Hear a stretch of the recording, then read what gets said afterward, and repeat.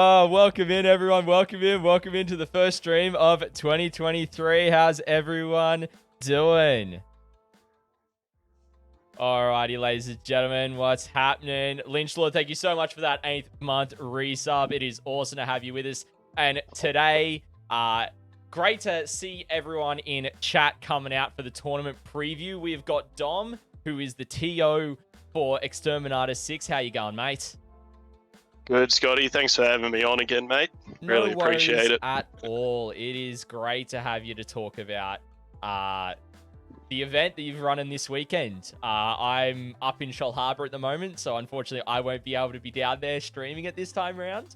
But you know what? This is the next best thing we could do for you. So love your events and what you guys do. So happy to talk with you a bit more about what you guys are all about and what you do down there in Wagga Wagga. So for everyone in chat, welcome in. SH Darren, great to hear you're working on Magnus as well. Atypical Hopeful, welcome in. Crypt Shadow, how you doing? Thanks for the hydrate as well. Juno's kicking around as well. You guys, absolutely awesome to see you guys hanging out with us. And everyone who's followed in the lead up to tonight's stream, thank you so much. Really appreciate it. With the subtitle of the event. So with that one, who was that? That was Junos asking about the title event. We'll get to that, my friend. We'll get to that. So Dom, I reckon to start off with, my friend, why don't you introduce yourself a bit? How long have you been in the hobby? What armies do you play for 40k? And all that kind of stuff to give everyone a bit of an idea about who you are in the community. Oh, I think he's frozen on us, ladies and gentlemen. Oh, no. And those redeems will be getting turned off straight away. Oh, no. Let me just go. I forgot to turn those off and turn off all the alerts. You can tell I've been away, ladies and gentlemen, because they've all dropped there. All right. So we have had Dom just freeze for a second there, ladies and gentlemen. What we might do is I will just flick him a message and we'll just try and get him back in. Oh, you there, mate? You got us? Can you hear me? Yeah, we got you, bud. We got you. Yeah, sweet. Little bit of technical difficulties there, but you know we deal with it. We deal with it. You know that's how it is, isn't it? Yeah. Everything working fine in the lead up, and then as soon as we go live. Yep. Cool. So if you just want to give us a bit of a walkthrough about who you are in the community, what you play, all that kind of stuff, go for it, my friend. Yeah, so g'day everyone, Dom, and to whoever was asking before, nickname's Noodle, so hence Return of the Noodle, because I didn't TO the last Exterminatus, I played in it, but I got whooped, so I'm back to TOing now. Been in the hobby, so I'm 28 now, so I started when I was 11, and like I think most of us did, we all started off with the Space Marines, so started off with a few Blood Angels, and then very much went into my Inquisition and my Imperial Guard after that, and pretty much been playing those factions with other ones on and off, and also an AdMech army as well, which is painted up by the very talented Eddie Duncan. So yeah, nice. Can't claim that one, unfortunately. Yeah, awesome, man, awesome. So I guess we'll jump into a bit more. So do you want to give us a bit of a rundown of like the history of Exterminatus tournaments? You know, when you first kicked them off, and the intended focus and the core values that you have for the tournament. Yeah. So the first Exterminatus. So when I started the series, I was posted up in Townsville, but I'm from Ganmain, but the Wagga area, the Riverina. And over the last couple of years, the scene had died off a fair bit. But I knew there was still plenty of players, a lot of my mates still hanging around, so started another tournament series. And our first one, it was 10 or 12 players. I think it was 5 tables going. And that was just a 1-dayer, 3 games, stock standard. And then the next one, number 2, that's when we started doing our charity work. So that was right after the really bad bushfires back in the day. And we have the capability, so we got on board with Shane at Adam Games, and he donated 2 combat patrol boxes.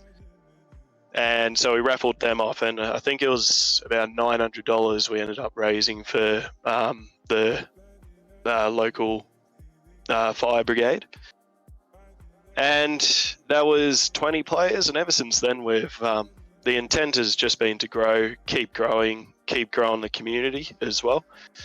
So now going into this Exterminatus, we're up to 50 players, 2-day event, and it's your standard 2,000 points ITC event.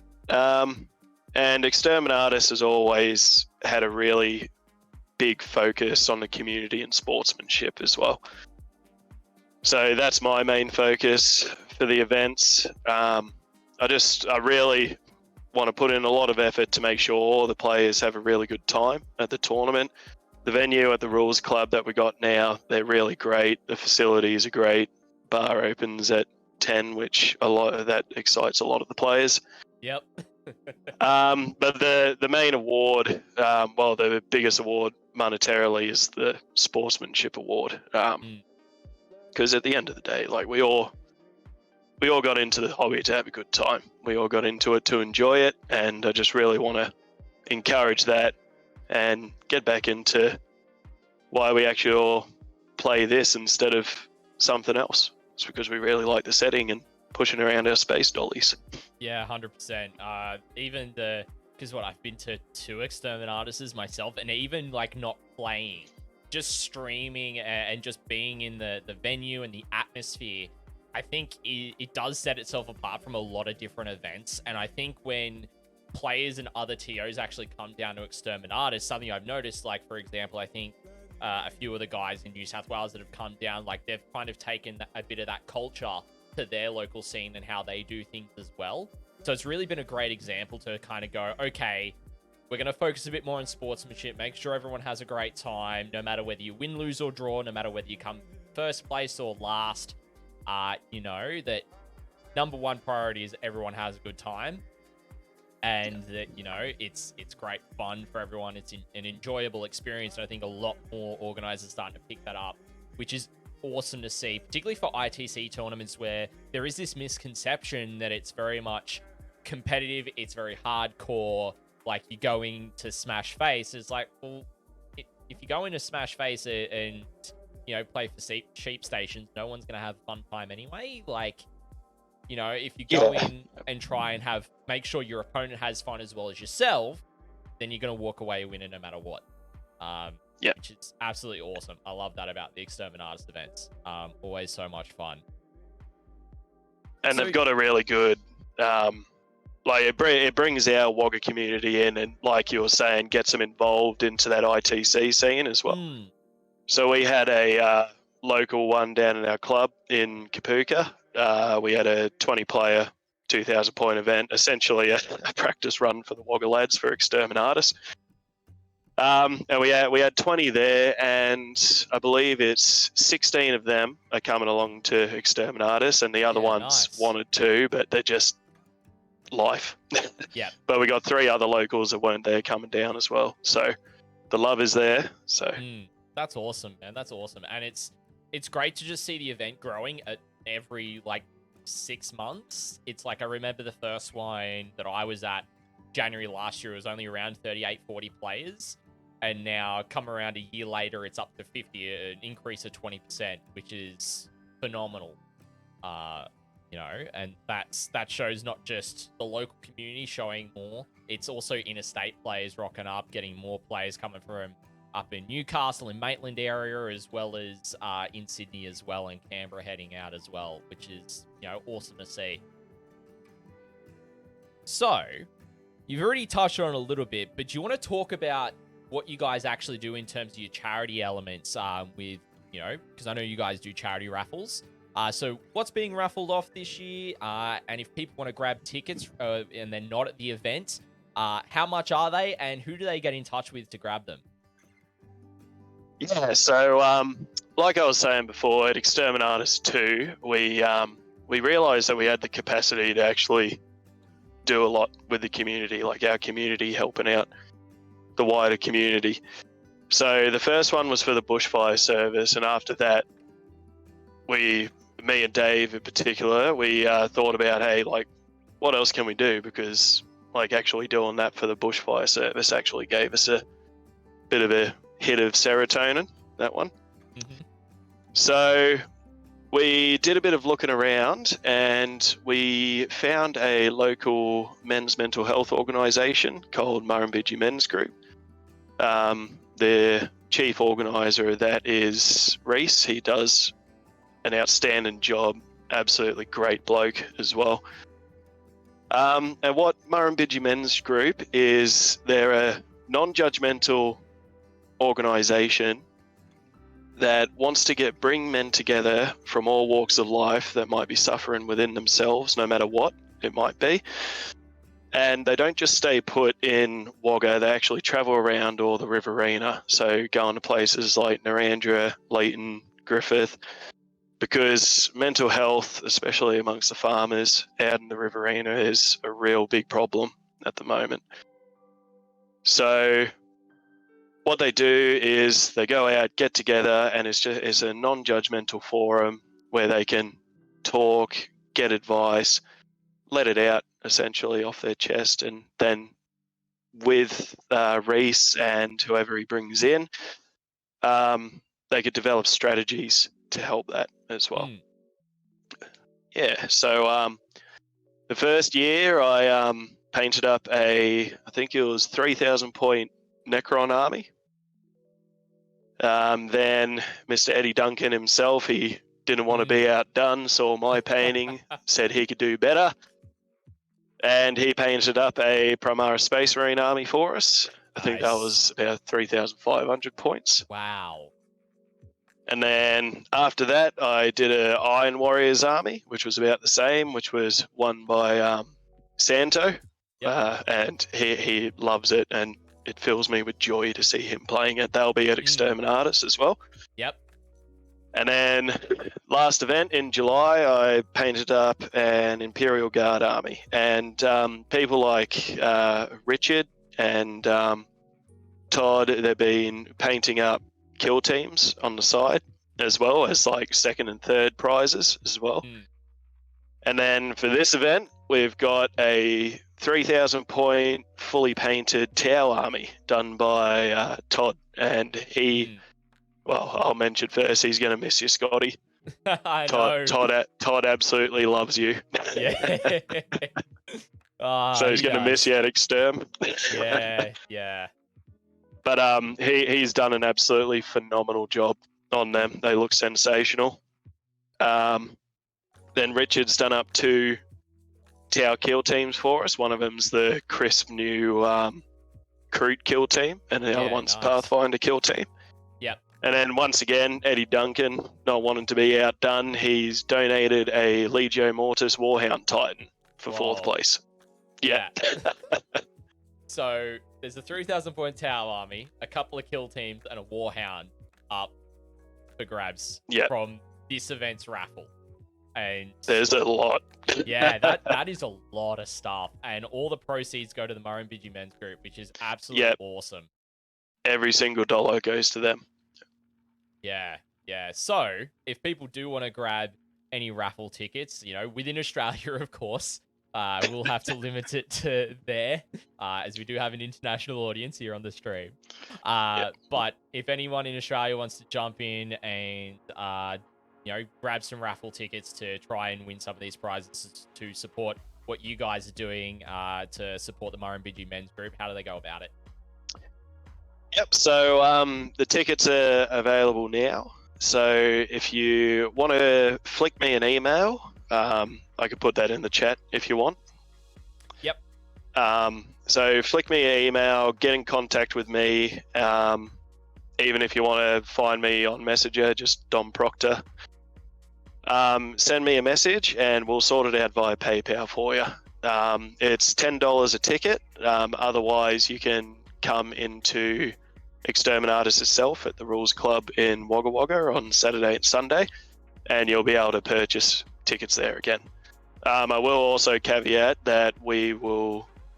not caveat, sorry. I'll add in that if you are from out of state, out of town, we will post it to you free of charge as well. Or depending on how close you are, you might even get a delivery from your friendly neighborhood noodle. Yeah, no, that's awesome. So that because that's something that a lot of people don't think about is postage. So it's awesome that you guys are willing to do that as well, to be able to, like, here's what you've won, done, and make sure that they get it. That's phenomenal, mate. So with that little bit out of the way in terms of the charity stuff, it's awesome because I know there's charity events in the States that do it for various kinds of stuff, and I'm glad that there are charity events here in Australia as well. I think now we get into a bit of the meat and potatoes to talk about the tournament itself. The players that are coming, the meta, the notable local players and the interstate players, as well as the top-ranked ITC players. We're going to talk about the events. We're going to talk about the list. We're going to have fun with this, ladies and gentlemen. So we want to hear what you guys have to say in chat. I know exactly what's going on there. Let's, I will not. Yeah, I just tried to put that. Yeah, you're stingy, Scotty. It's my auto mod that likes to do that. Let's go. No worries. I'll leave that to you to put that in. I will just copy that now because it won't untime me. So that's Dom's email. If you do want to buy tickets in the raffle to win the 3,000 point, to possibly win the 3,000 point Tau Army, one of the two kill teams, or a Warhound Titan. If you just send an email to him, you'll be able to find out the details and figure out how to pay via PayPal to get those tickets, $10 each. Welcome in everyone that has been joining us. I know we've been talking a bit, but you guys are awesome for joining us for this tournament preview. Love seeing you guys. We've got Jim Tack, Chief, Provo Custodes, Atypical Hopeful, Fuel Sack. You guys are amazing for being in chat. Love seeing you guys there as well. So, the tournament is 5 rounds, 50 players currently. We're using Nephilim. Now, we know that pre-orders for Arcs of Omen go up Saturday, day of. So it means this is actually going to be like one of the last Nephilim tournaments in Australia. So that's kind of crazy with the current points, with the current balanced data slate. So it's considering that 3 weeks later is Uprising. Actually, it's 2 weeks later is Uprising. The meta here is going to look completely different to what is going to be happening at Uprising as well. So 2,000 points, $45 entry. That's, for most events from what I've seen, that's a good entry fee. And you know, we've spoken about what the Rules Club do for you guys in that respect previously. And they help you guys out there, and that's phenomenal. That helps you guys keep costs down a bit as easily for what you guys do, like at the venue and all that. Easily hike up the cost to at least $65-$75 per head with that in consideration. And our group as well, the Exterminatus committee that I've got now, because it's become a bit of a bigger beast than I first intended. So we're non-for-profit as well, so every bit of that registration goes back into the community one way or another, whether that be getting new tables done, or anything really, prize support. That's why we're able to have such big prizes, especially for sportsmanship. Yep. And all the knickknacks. So this year you will be getting your very own. So each player will be getting some Exterminatus dice and some little wound counters as well in their goodies bag. So there's always a goodies bag out up for grabs if you come down to play as well. Yeah, that's awesome. That is awesome. So we'll go through, you know, standard start time at 8:30 in the morning both days. Pretty straightforward there, which is great. But let's jump into like talking about some of the players that are in attendance and what's going on with everything, because it's looking good. Provo Custodes coming in with 2 gifted subs, one to Iron Smithy and one to Tip Top Baker. Thank you so much for that, my friend. Really appreciate the support there. So we've currently got 50 players. That's going to skew my math a bit. I wonder who is the player that dropped. So that was Adrian. Right. So he, one of Rich's mates and one of our mates as well. Like really good bloke. He was coming down and playing Custodes, but he's had some family issues come up. So I really wish him all the best as well. Yep. And keeping him in thoughts and prayers as well. Yeah, for sure. Hope everything's okay. Yeah. Well, it's sad to hear that. Hopefully, everything does turn out for him. So let's start off by talking about the meta. What's actually going on at the event. And I've got the meta breakdown sitting in front of me. So we're going to start off with the Imperium super faction. We've got 2 Adeptus Custodes, 2 Adeptus Sororitas, 1 Grey Knights, 4 Astra Militarum, 2 Grey Knights, with a total of 11 players in the Imperium super faction, coming to around 21% of the meta. Now, I think this is going to be a prevalent time to talk about what your guys' ruling was about the Astra Militarum Codex.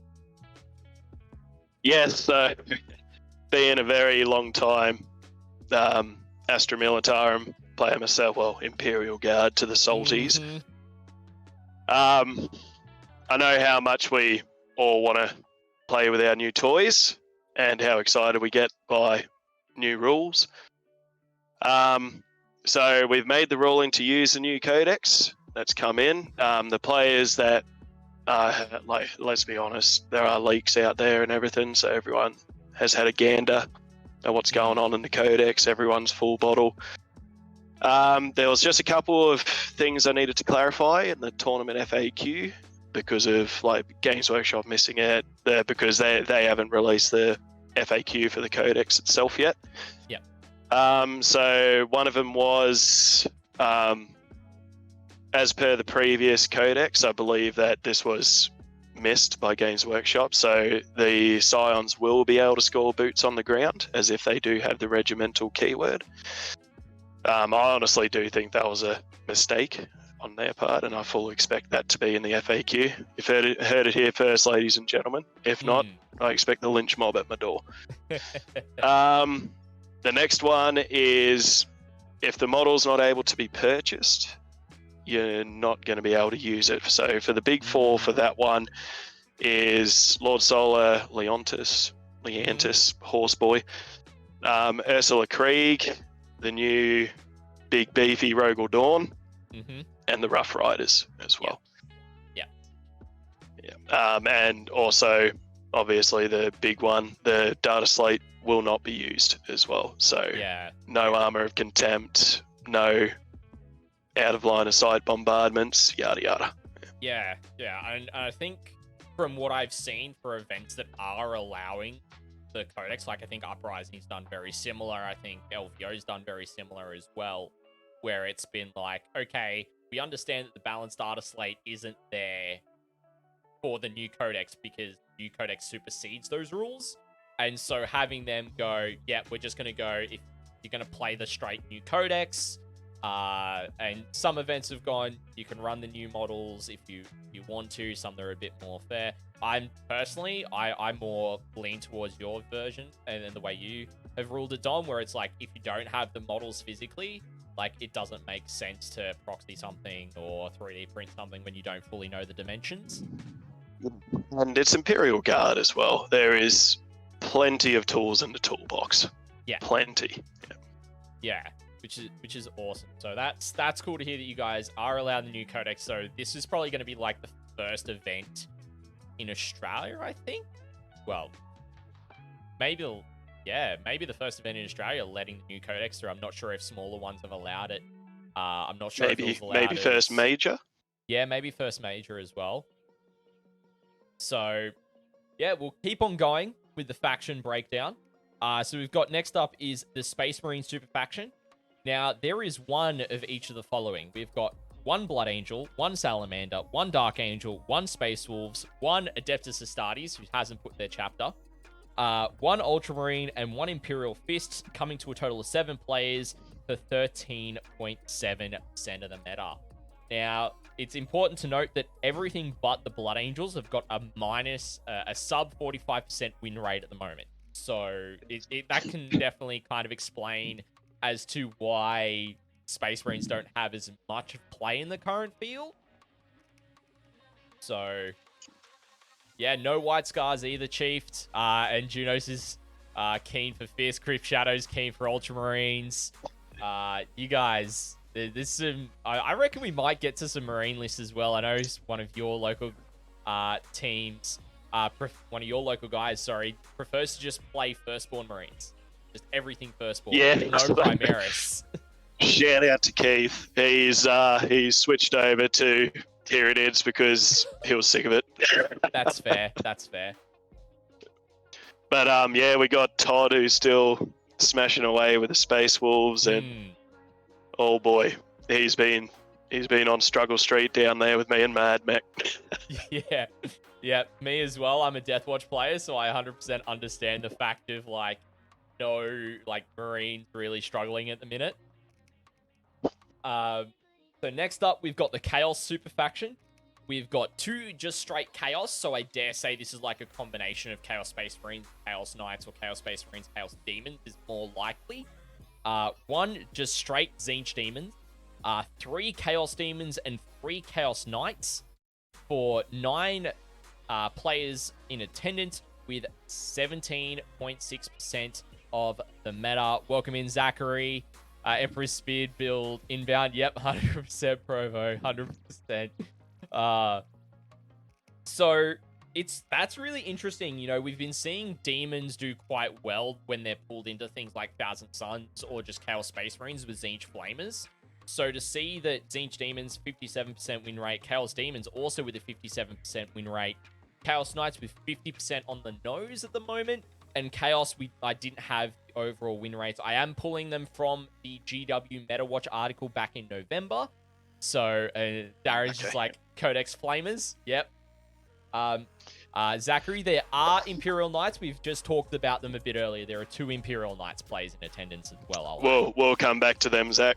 Yeah. But yeah, so Andrew Martin, he's playing the Tzeentch Demon list. Ooh. And I actually played him before the this stream and got absolutely wrecked. Those flamers are absolutely no joke. Yeah, they're not. They're absolutely crazy. Cool. Then next up, we're going to go to the Chaos Space Marine Super Faction. This is something that I do like to also do, to have a look at the sub factions that the Chaos Space Marines are taking with the new codex.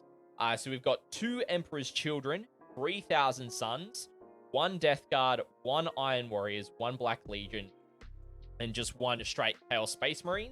All of them currently sitting at a 50% win rate for just Chaos Space Marines, because GW doesn't break it down by sub faction. Making up 9 players at 17.6% of the meta.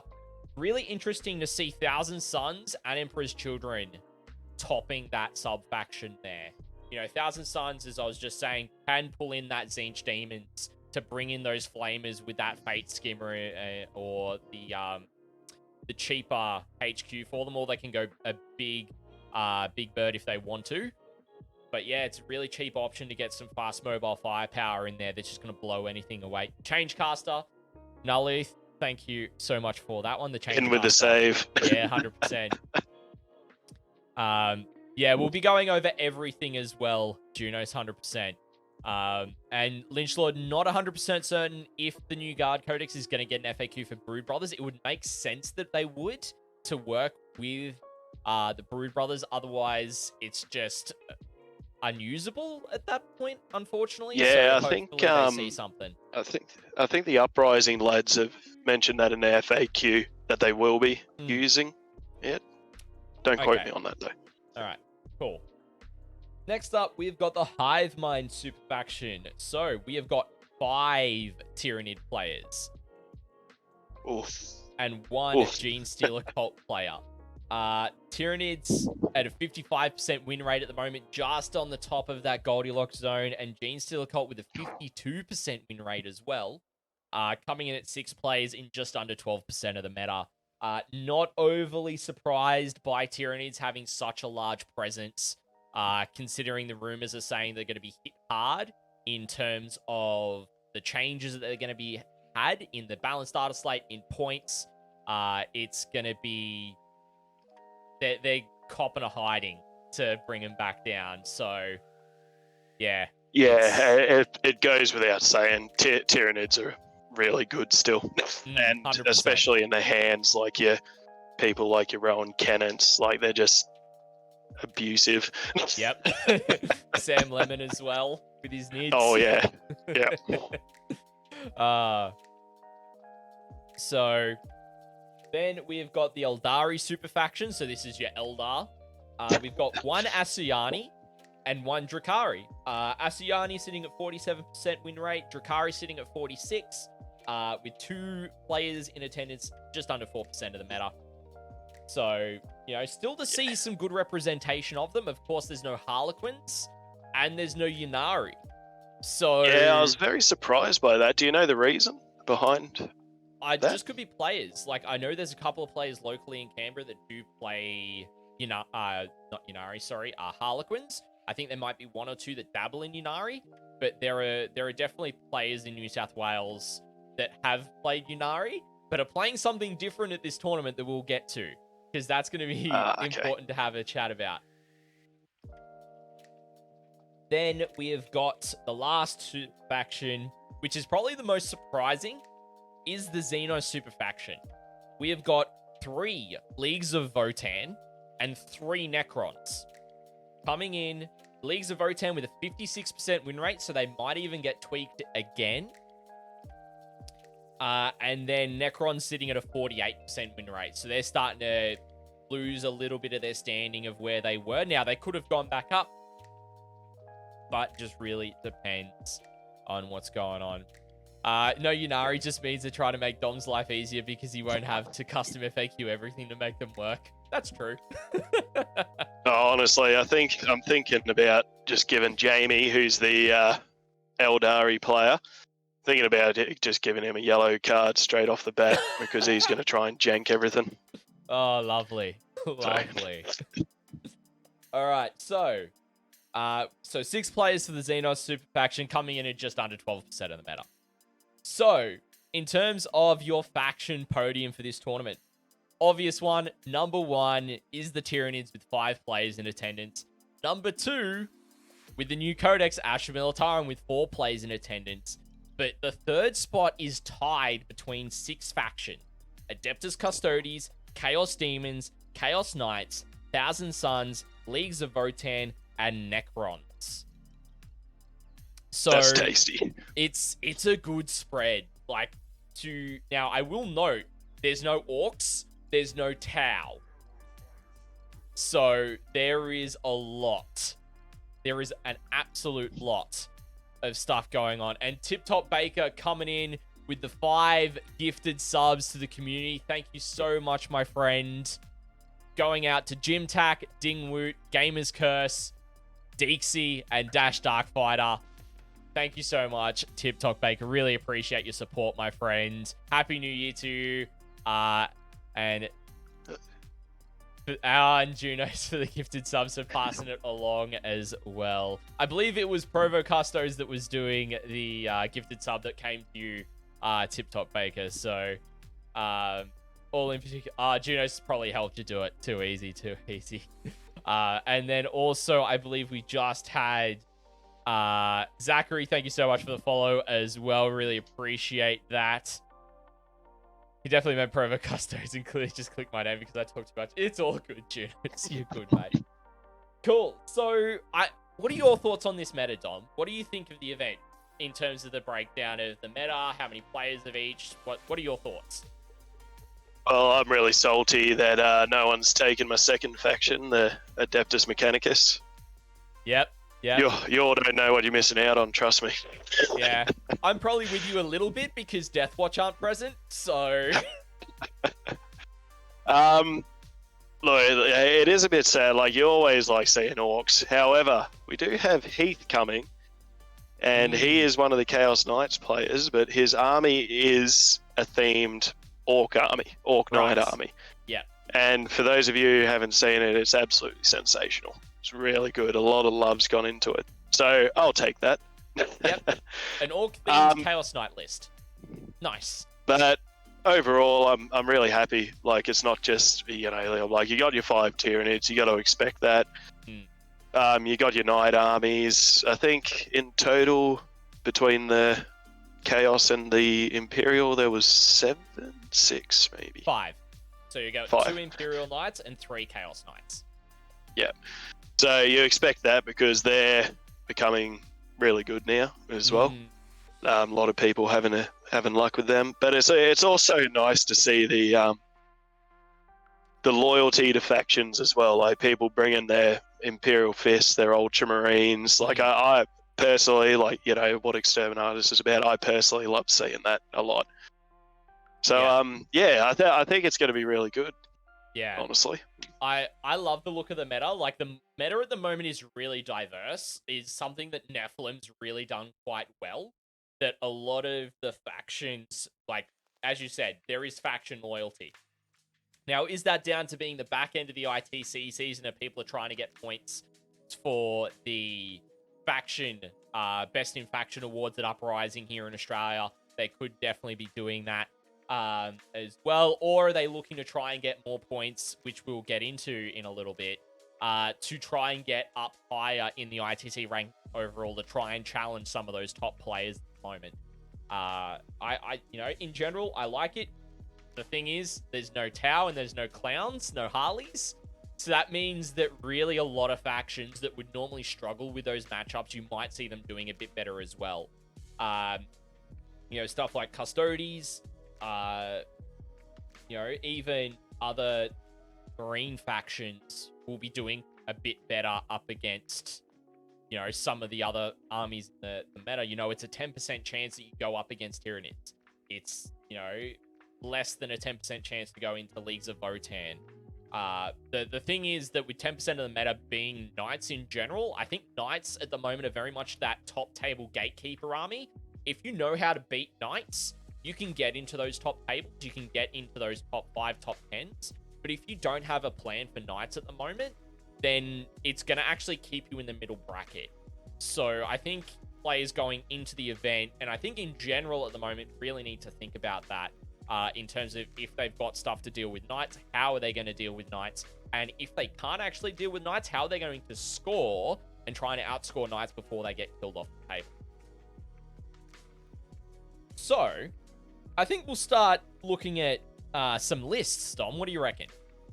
Oh, let's do it. Let's get some spicy ones. So, chat, for those of you who are playing at the event or have got a BCP subscription, the lists are live for the event. Oh yeah, we forgot to mention that. We kicked off the stream with just beforehand. We opened up the list to everyone. You can check them out, so you can have a look at these whilst we discuss them.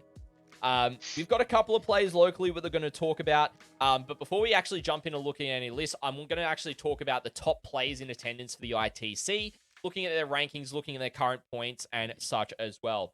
So, we've got 7 top-ranked players out of the top 50 in Australia at Exterminatus this weekend. All of them from New South Wales or ACT. We've got no Victorians attending. It's all New South Wales or ACT that are in attendance. I would love to eventually see some Victorians come up for Exterminatus. It'd be great to see some guys that I know that love this style of 40k. I reckon it'd be really good for them. I think we got one Queenslander, Chris O'Neill. I Was think it? I think Chris might be Queensland or he might be New South Wales. I do see him in the New South Wales stuff a fair bit. So maybe jumps between. I'm not 100% certain. But seven of the top ITC players. That's Exterminatus is a big deal, mate. Yeah. It isn't necessarily a shark tank tip talk, but sorry, not tip talk, Jim Tack. But these are players you're going to want to keep an eye out for. So, in third place in the South Pacific. Now, this is the South Pacific rankings, ladies and gentlemen. Anytime we talk rankings, we talk about South Pacific as we are in Australia. So, in third place of the South Pacific ranks, we got the man, the myth, the legend, Josh McMillan. He's playing Tyranids. He's coming in with 1,139 ITC points, currently with 6 out of 6 events. When was the last time you looked at the list, Scotty? Because Josh is playing his sisters. Oh, he's changed. So yeah, he played a bit of silly buggers with me as well the other night. So he submitted a Tyranid list at 11:30 and then put in a sisters one at like 11:50 before the list closed off. I dare say, and I'll say this now, I dare say he's swapped it so that he's ready for Uprising, which is post changes because of the rumors after Tyranids put that. So that changes that Tyranids and Astra Militarum are then tie at number 4 with 4 players each. That changes the meta a little bit. Adds another Sisters player, putting them at the podium, equal third with everything else with 3 players. So it does shift things a little bit. There's not as many Tyranids, but still got to keep an eye out for them, right? Sisters at the moment are in such a good spot because they're just so passively scoring. If you can't stop, they're like Necrons. If you can't stop them scoring their objectives early and quickly, they're just going to outscore you. And the hard thing is one of them, they just get to do miraculous, their miracle dice abilities and miracle abilities, and they just score points from doing it. Like, it's just a thing. So I got a bit of stuttering on Dom's cam, which is all good. That happens.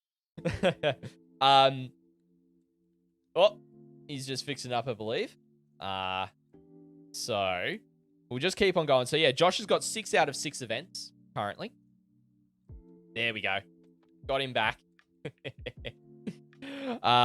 Then, number 6 in Australia currently is the man, the myth, the legend, Chris Wright, who's playing Astra Militarum. What's this? I am utterly surprised that Chris has swapped off from Ynnari onto Astra Militarum.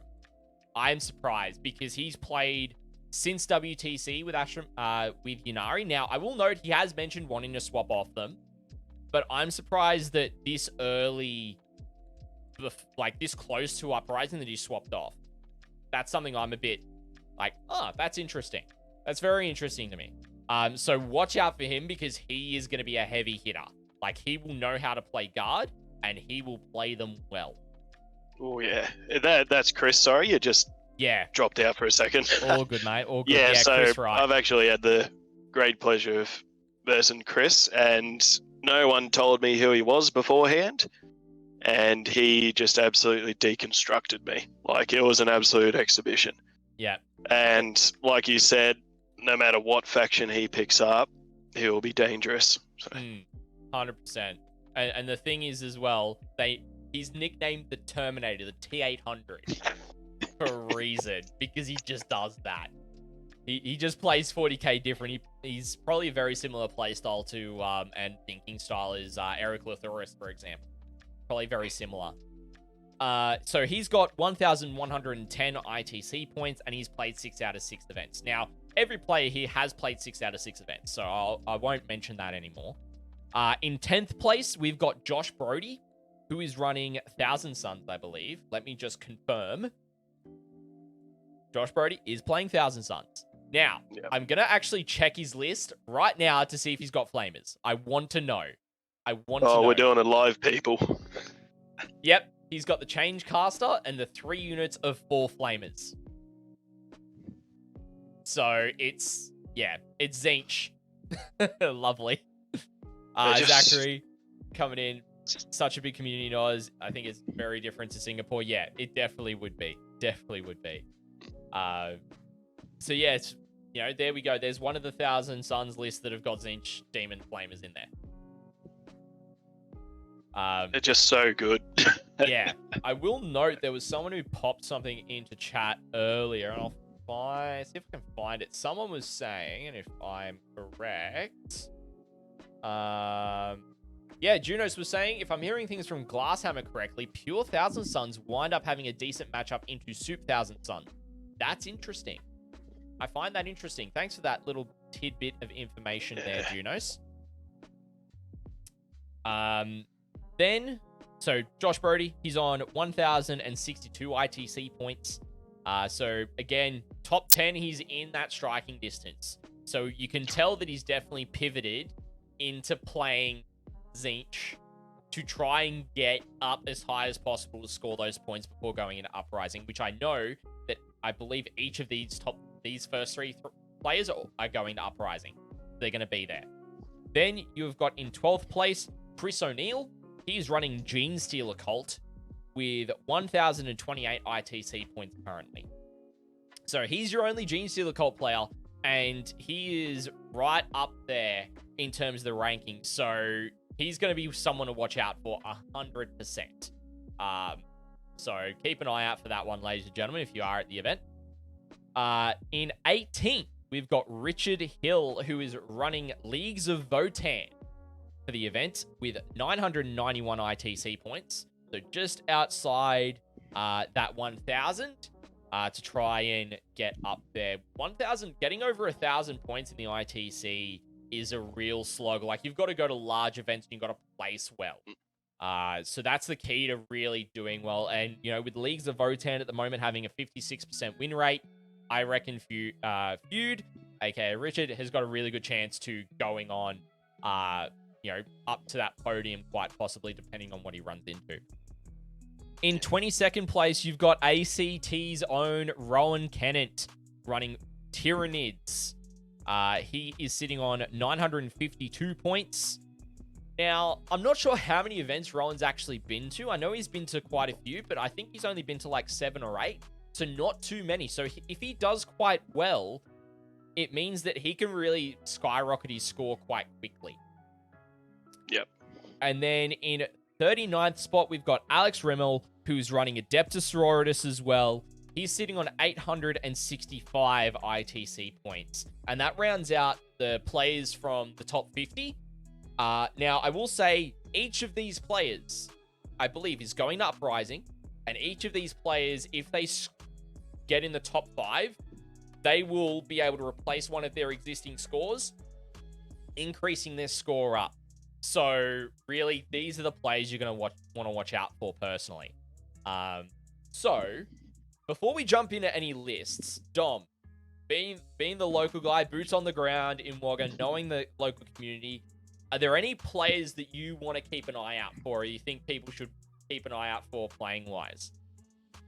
Yes, so let me just use my technologies here that I'm not really that great at. So, I want to give a shout out to Lily. So, young Lily Rose Lang. Yep. So, as long as I've known her, she has been playing her Necrons. And throughout the Exterminatuses, throughout the local events, each time there is that improvement.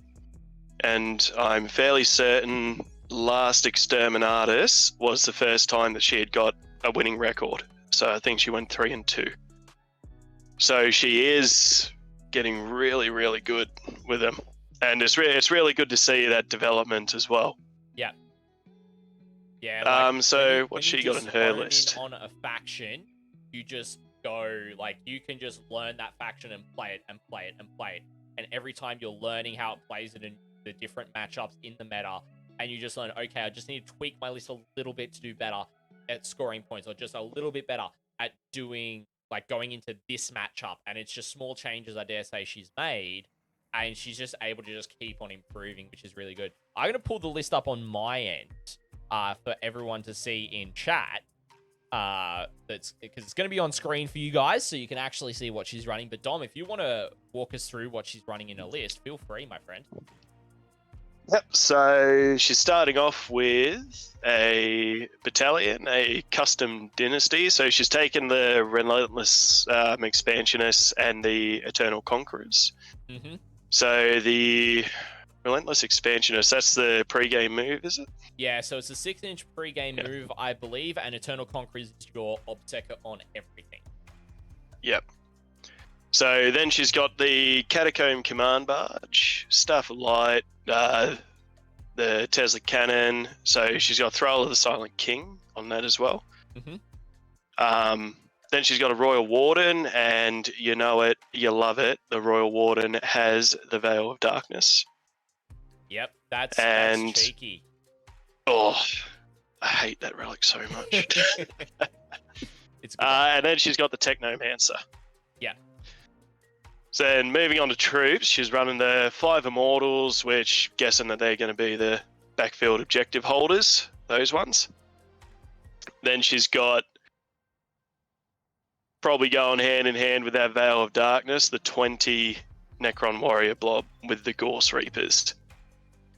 Now, I've played my first game against the Gorse Reapers. I did not respect them, and I got completely done by them. Let them get close and got absolutely obliterated. So they can really put in work, those ones. And then she's got another 2 10 Necron unit, 10-man Necron units. Then she's got the Hexmark Destroyer, so bot assassin, I guess you could say. 2 units of the Scorptech Destroyers, Treyarch Stalker as well. I really like those models. So kudos for just running the model. Yep. And then the annoying parts as well, the Scarab Swarms. Yep. I hate trying to remove those things. Yeah. And then she's got 3 Tomb Blades, so that opens up a few options for her. So I really like the Tomb Blades as well, very fast. They can hit you in a soft underbelly if you're not careful. Yep. And then you've got the beef. There's 10 destroyers. Wow. So 5 Locust Destroyers and 1 Heavy Destroyer with the Gorse Destructor, so 2 of them. So Yes. 12 Locust Destroyers. Yeah, they punch out so much firepower, it's not even funny. So, another army I personally play, I play Necron, so I could actually tell you a bit about what everything does here. So, Hand of the Pharaon allows the Warlord to be able to put its My Will Be Done, so +1 to hit on 2 separate units it's within range of. The Thrall of the Silent King increases aura ranges and ability ranges by 3 inches, which also includes the My Will Be Done 9 inches, which is really important. So it means that units can kind of spread out a little bit. The Veil of Darkness is a once per game teleport from something from the field. Generally, it's really interesting to see it on the Royal Warden and not a Technomancer. That's generally where I also see it being taken, is on a Technomancer or even a Scorpec Destroyer Lord. Immortals, really good choice, but then taking the Bricks of Warriors, a unit of 10 with the Reapers and 2 units of a unit of 20 with the Reapers and 2 units of 10 with the Flayers is also really solid. Like, you can outflank those smaller units for like relatively cheap CP. So, or you can just throw them on objectives, and if they die, there's that. I dare say the Technomancer is going to go with the 20-man brick just to keep that alive. Hexmark Destroyer, deep strikes in 6 pistol shots, and if it kills something, it gets to fire again effectively. The 2 units it's just that annoying backfielder. Like, Yeah. you leave it that little bit of space, and you really pay for it. Yeah, 100%. The 2 units of 3 Scorpex, interesting move to have 2 units of 3 rather than 1 unit of 6. But also that does have 2 threats then that the opponent has to deal with rather than 1 massive threat that they can focus fire. Treyarch Stalker, I haven't looked too much into what it does currently, but I think it does have some buffing abilities that it can use. And yeah, Chief, the 6 shots of AP -2 is really solid. And it can snipe out characters as well. That's the other important thing I'll mention. Yeah. So I think the Treyarch Stalker still has the targeting optics on it. So I think whatever unit it targets, it might be +1 to hit. Okay. That anyone else targeting that unit that it targeted gets the +1. Or rerolls, maybe. Yep. That's interesting with the heat ray because it's a little bit shorter range from memory, so that'll be interesting in how that synergizes. Of course, the Scarabs are really quick to just get out. Feel like you've got to kill me to stop me scoring points, otherwise I'm just going to score points. And the Tomb Blades, as you said, really quick. They can get into your backfield quickly or get on an objective when needed. Throw some needed firepower on or something. And then generally, when you see low-cost destroyers, you see them in Unit 7 with 6 destroyers and 1 heavy. But still taking the 5 and 1 heavy, but 2 units of them is really a strong choice. We did see in chat, Junos is saying Necrons with no Silent King. So that is definitely something that's going to be interesting to see how they go without the Silent King. But I think with the current secondaries, they are going to do quite well as well. Yep. All right. So is there anyone else locally you had in mind to have a look at?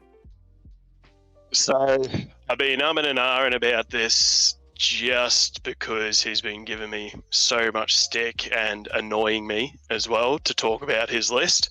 Yeah. But because he's been doing so well, he's been touching up a few of the local guys, including myself as well. I lost to him by 8 points. Oh. And that's Jareth with his Imperial Knights army. Cool. So let's pull this up for you guys in chat. I think I'll run through this one. I've got a little bit... I know you've got a bit of knowledge about Chaos Knights. I'm not sure how much on the Imperial Knight side. But... Imperial Knights, I just get wiped off the board, turn 4, and go, yes, sweet. All right, cool. So he is running the Super Heavy Detachment with the Chivalric Oaths of Defend the Realm and Lay Low the Tyrants. He's running them a custom Questor Allegiance with Hunters of Beasts as the martial tradition. He's got a single Armiger Helverin with the Bastard's Helm. Yes, that is the name of the relic. With paying for the 1 CP to take that with a heavy stubber on the Helverin. He's got another unit of 2 Helverins with 3 blades. So they've got last of their line. Martial tradition is Questor Mechanicus with the 2 Cognus heavy stubbers, 1 on each. Then a unit of 3 Warglaves with the Strike and Shield martial tradition as Imperialis, with 1, each of them have got the Questor Iron Hail heavy stubbers. He's then taken a Knight Castellan with the Gatekeeper Knight Exalted Court, with it being the Knight Baron, and the Warlord trait for Iron Bulwark. It's got 1 Siege Breaker Cannon and 4 Shield Breaker missiles, and the Twin Siege Breaker Cannon as well. A Knight Errant that is the character, Exalted Court, Master of Justice with the Sanctuary Relic, Noble Combatant, Martial Tradition with the Iron Hail Heavy Stubber, Reaper Chainsword with the Revered Paragon, as well as being the Warlord with the Knight Seneschal and the Landstrider Warlord trait. So I believe from memory the Errant's the Melter as well. Yeah, the big, I'm not sure what the Imperial Thermal Cannon, I think it is. Yeah, the Thermal Cannon, yeah. So... what? That's 1 big knight. That's a big knight, and then we've got 6 armigers. So that's 8 knights total. Generally, what we're seeing at the moment with knights, just in terms of meta builds, because this is really interesting, is we're not seeing the Castellans. We're not seeing the big knights. We're seeing either the errant-sized knights or the middle-sized knights, and we're seeing maybe 1 or 2 of them, and then we're seeing the rest as armigers. So to see that there's 6 armigers and 2 big boys is really actually kind of a little middle of the road. You spend a bit more points in the Castellan, and that Castellan probably dishes out so much damage with those Shield Breaker missiles, as well as that Siege Breaker Cannon. It's just going to be... it's something that players haven't played against for a long time in terms of knights. And so that's probably what's catching people off guard in your local meta, Dom, is that because they haven't played against such this monstrosity of a knight that's 28 wounds... ridiculous save, T8, T9, or whatever it is. Like, I don't personally remember because I haven't played against it. So I can't remember its stat line personally, but I know it's... previously, it used to shoot stuff dead, and it sounds like it's still doing the same thing. So that one will definitely keep people out of the top tables for certain. Yeah, so I think it's exactly bang on the money. We all thought it was safe to bring out our cool vehicle models again, and then Jareth shows up with his Castellan and just makes us cry. And it has caught us all off guard.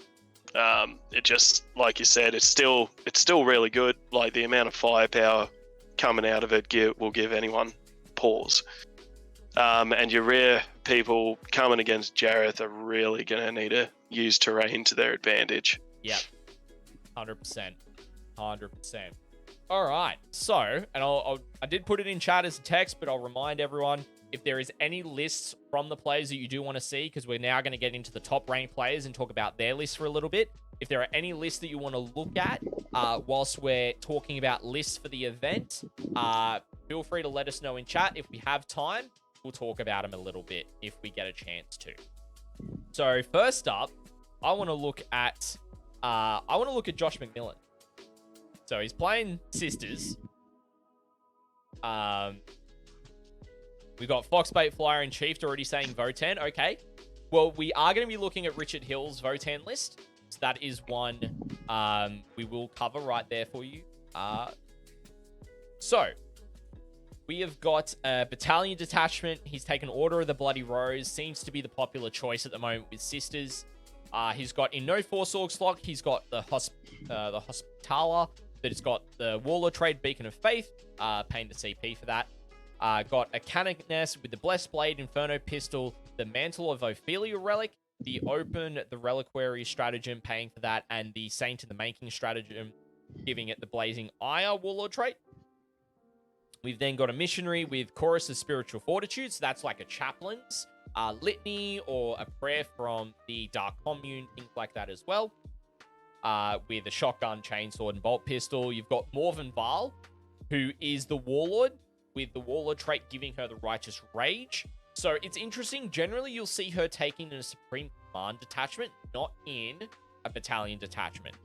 That's something that I find interesting here, a bit different about Josh's list from what I've seen. Then he's got 2 units of 5 Sisters, just with bolters, chainswords on the sergeants for the units. Then a unit of 10 Novitiates, with the melee weapons, the Superior having a power sword, and 1 Simulacrum Imperialis in the unit.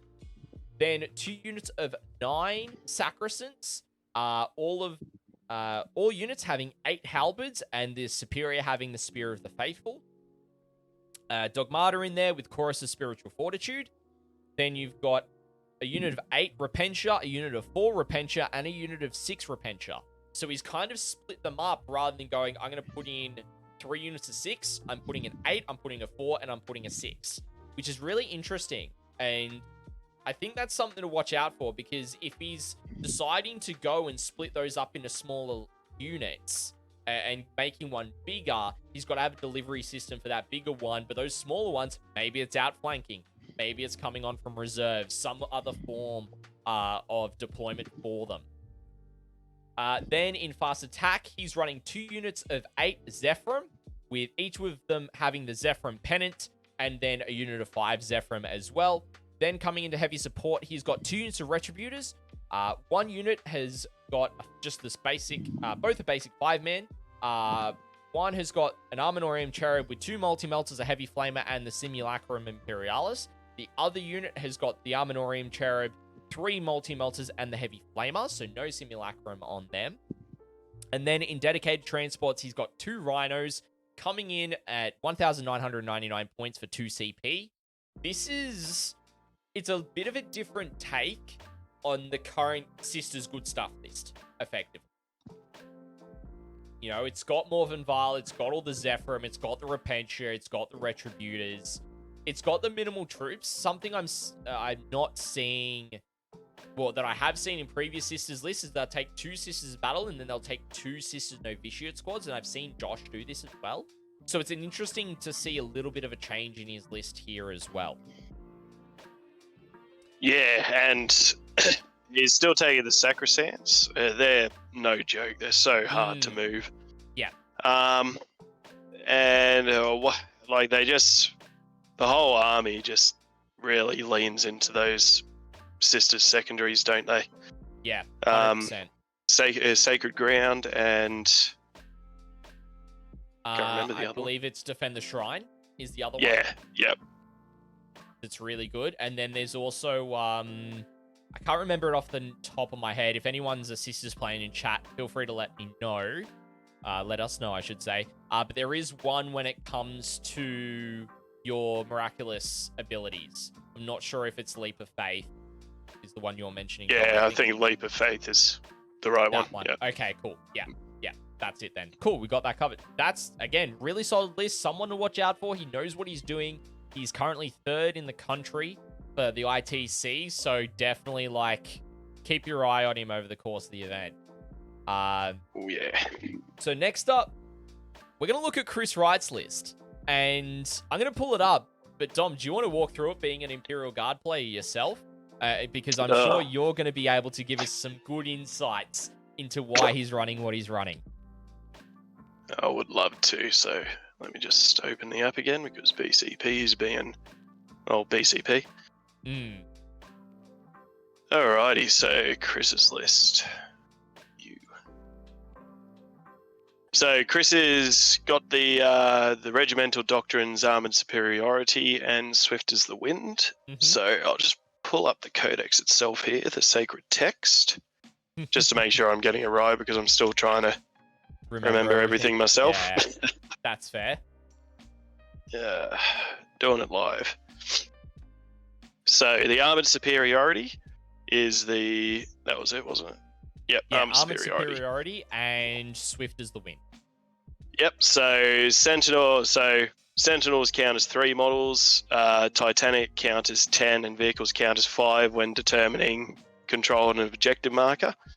And you'll see why that's going to become really relevant later as we go through the list.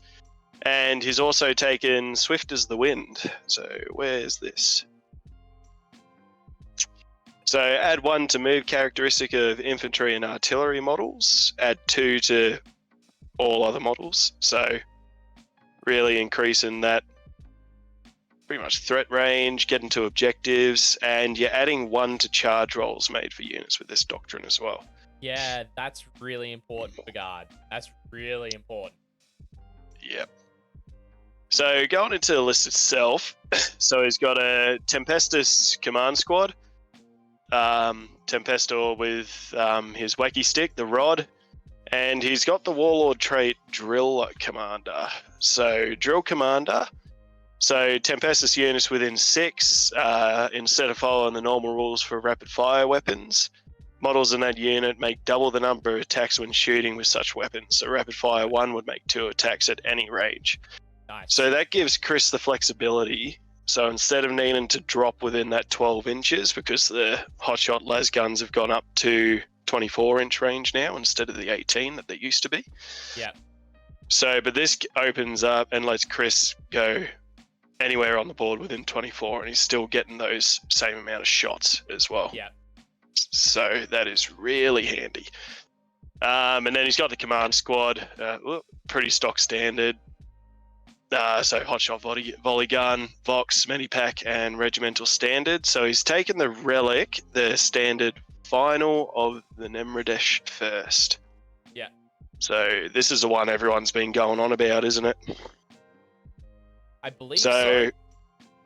While friendly Astra Militarum core unit is within 6 of this model's unit, each time a model in that unit makes a range attack, you can ignore any or all modifiers to that attack's hit roll. And if the attack is allocated to an enemy model, that enemy model cannot use any rules to ignore the wounds it loses. Yeah, that's big. So that gets around brackets. So it means that if you ignore wounds after you've taken a number of wounds, you still take them. That's good. Yeah, Abaddon, Satan, Gazkul, but no orcs. Yeah, the Avatar as well, Avatar Arcane. Really, really big. Really big. So yeah, that is so juicy, and it's any Astra Militarum core unit within 6, so it's not like regimental locked as well. Yeah. So that's massive. Schmut in chat has just let me know that the Avatar isn't phase locked. Thanks for that, my friend. Bloodthirster as well. There's a Bloodthirst, Corn Relic that can limit you to only taking 8 wounds per phase as well, so that would get through it. And Chiefed, no, Guardsmen are still only 1 wound, I believe, unless they're in the command squads. And I think then only the commander has got multiple wounds. Dom, you can probably correct me on that. Correct. Yeah, everyone's pretty much got the 1 wound still, except for your bigger boys like your Ogrins, Commanders, Primaris Psychers, yada yada yada. Yeah, cool. Alright, moving on to his tank commander. So he's taken the Plasma Cannon sponsons, the Battle Cannon, Las Cannon on the front, and the reason he's taken the Battle Cannon is because he's gone the Relic, the Gatekeeper, on it, which is just a beefy Battle Cannon. Flat 3 damage, I believe. Yep, Gatekeeper, flat 3 damage, AP 3, Strength 9, Ooh. Heavy D3 plus 6. Yeah, that's hefty. That's hefty. Saucy. That is. And now, absolutely with a new turret weapon rules as well, you can't lock up these boys as well. Yep. They can, their turret weapons can fire out of combat, which is awesome. 100%. Just going to call out Schmut from chat for the tier 1 resub. Thank you so much for that, my friend. Really appreciate your support. I hope everyone in chat is enjoying the stream, talking about Exterminatus. We're going through some lists at the moment. We're just talking about Chris Wright's Astra Militarum list currently. So, he's also on that tank commander, got Meticulous Calibrator, which is the, each time the model makes a range attack, you don't receive the benefits of cover against the attack. So that's really handy. So that's one of the new tank case abilities. And he's also got Master Tactician on this guy as well. So, Master Tactician, that was a really good one. So, at the start of this is the new guard redeploy. So, start of the first battle round, you can select up to 3 friendly Astra Militarum units, remove them from the battlefield, then set them up anywhere on the battlefield that is wholly within your deployment zone. So, you know, like it's like your classic redeploys, isn't it? Like you can try and fox someone, get them into positions they don't want, redeploy it. Yeah. Or if someone's deployed somewhere that you don't have line of sight, so it's 3 Astra Militarum units as well. So if you got units of squadrons of Lehman Russes, you can potentially pick up 9 Lehman Russes and redeploy them. Yep. 100%. It's really handy, that one. Yeah, that's good. And because Chris has played Ynnari, and I believe there is some redeployment stuff he can do within them, he's going to know what to do with those redeploys. He's going to know how to best utilize those. So that's something that makes sense for him to take. 100% agreed. So I'll have a look later on that Master Tactician, because it does say at the start of the first battle round, so it depends when the Lehman Russes start acting independently whether you can do that, but it doesn't matter for Chris's list. Yeah. So moving on, he's got a second tank commander, so Plasma Cannons again, Hunter Killer Missile, Las Cannon, and this one's got the Execution of Plasma Cannon, which has also received a buff itself. Yeah. So now when you overcharge, big flat 3 damage. Yeah, it's spicy. Really good. Does it take 1 mortal if it rolls a 1 to hit? Yeah, so just 1 mortal wound. Yep. Yeah, cool. I think, is that still the emergency plasma events rule? I can't remember. Oh, it's just in the weapon profile now. Yeah. Suffers 1 mortal wound, yep. Yeah. Cool. So heavy D6 plus 3, strength 8 minus 4, and 3 damage. Yeah, that's spicy. That's really spicy. I think we're going to be seeing a lot of the executioners going forward. Yeah, them and the Vanquishers, I reckon, are the 2 that we'll see most commonly. So moving on, we've got 3 Cadian shock troop squads. I'm pretty sure they're all the same, each with 2 plasma guns. The sergeant with the new drum-fed order guns, yep, and a Vox caster in each squad. Yeah. There's no reason to not take Vox caster. Yeah, especially when these days all your upgrades besides things like Power Fist, Plasma Pistols are free as well. So why wouldn't you? Yeah, 100% agree. 100% agree.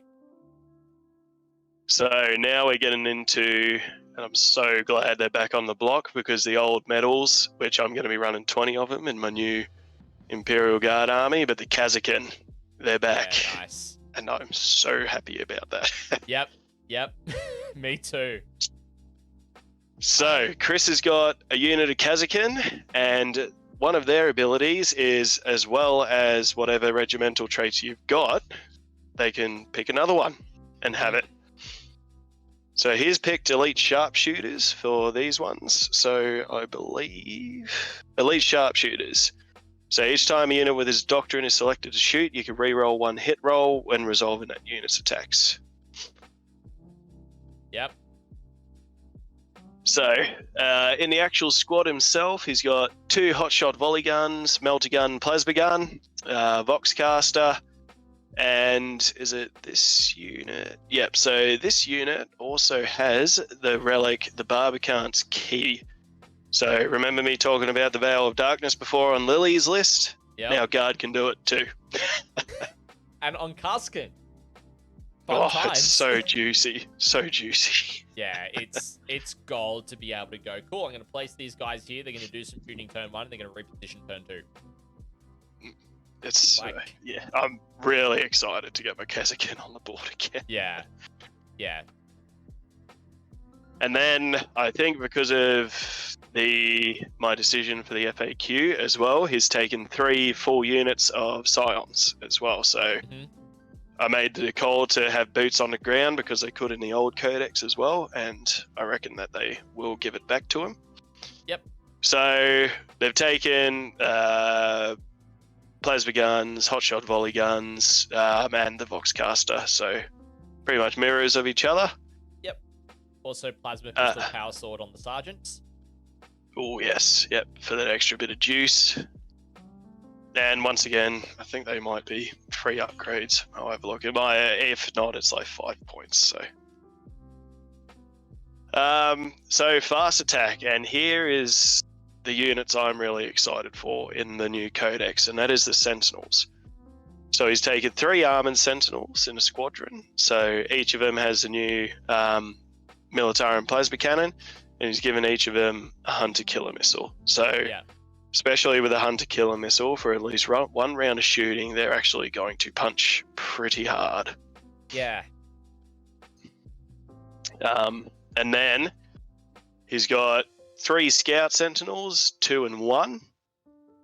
And I really like these guys now because instead of a pre-game move, they've got forward deploy. Yeah, nice. So they can deploy outside of the deployment zone that's not within 9 inches of your enemy's table edge. And that's just going to be so good now. Especially because you can take them in squadrons of 3. Really, it's given that the guardsman that extra ability to get onto the board early because heavens, I've had trouble trying to get out of my deployment zone in the past. Yeah. So something I will add with the new Arcs of Omen detachment, I would imagine that Chris is probably going to change that to 3 individual Scout Sentinels instead of a unit of 2 and a unit of 1. I reckon he'll make it 3 individuals. Yeah, 100%. And then we're going on to the heavy support. So we got 3 copies of the Lehman Russ Executioner. So we're once again with the Plasma Executioner cannon. He's got the plasma cannons on him and the laser cannon on the front. So those tanks are really good at punching enemy armor. And with the -4, they're so against things like your power armored guys, they're still -3 essentially against going through that armor of contempt. Even in cover, still that -2, which, I'll take that over nothing any day. Yeah. And it's just the amount of shots coming down range as well. Yeah. Like, that's 4 Executioner Lehman Russes, and then you got the Gatekeeper on the other one. So, if he's drawing line of sight onto you, it's really going to hurt. Yes, 100%. Just with the amount of shots, even just those las cannons as well, just being able to be like, I didn't finish you off with the plasma. I'm just going to try and finish you off with the las cannon as well for a high strength single shot. And then we got Provo Custos in chat going, no 3 times pasks. I mean, it's not, what's the base one at the moment for guard? It's the Born Soldiers. Yeah, he's not running Born Soldiers. So if he was running Born Soldiers, then 100% Provo, like 100% I'd be with you on that. Like all the punishes.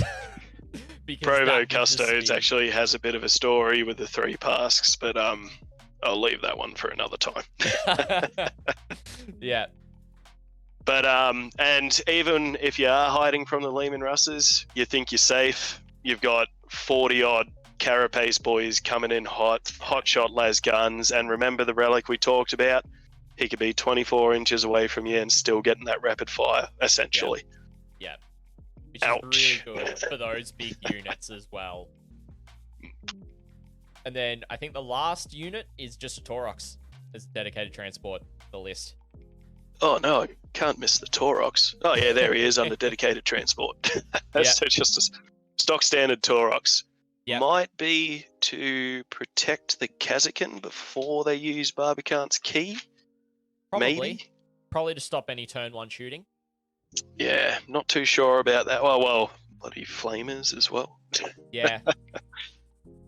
Yeah, not sure about that one, but knowing Chris, he definitely has plans for him, and those plans do not bode well for the enemy.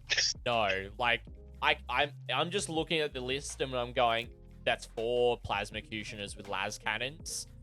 Like, because they're all individual, he can spread them across and just go, I can see you no matter where you decide to place your stuff. Now, of course, depending on terrain, that's also going to be a factor, but hopefully good line of sight stuff obscuring it means he still has to maneuver. But because Chris has played Ynnari, he knows how to maneuver really well. And I think guard need that when you're positioning tanks. You need to be able to control fire lanes and control where your opponent can go. And if they get too exposed, then you blow them away. So it's one of those things that you're just going to be able to position stuff really well. I can, if I was to predict right now, even not having looked at any of the other lists, I would place Chris in a position of podium, just based off the new guard codex and the list he's running. Like, that's my opinion. He's a safe bet for podiuming. There you go, guys. Once again, you heard it here first. Scotty's hot takes. Yeah.